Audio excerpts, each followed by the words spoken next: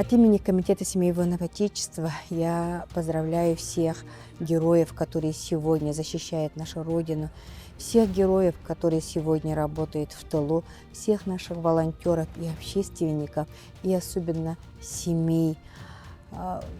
Поздравляю с этим днем. И сегодня то, что вот мы День Героев Отечества проводим совместно с историческим парком, это очень символично и знаменательно.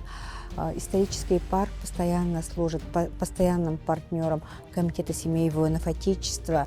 И сегодня выступление директора Дмитрия Ивановича, который вот именно молодому поколению очень хорошо разъяснил суть именно специальной военной операции. Мы должны, вот как я уже сказала, помнить героев, которые именно там защищают, и героев, которые сегодня здесь в тылу приближают победу. У меня родной брат Попов Егор Николаевич, участник специальной военной операции, и он, к сожалению, погиб героически, защищая нашу Родину, нашу Россию.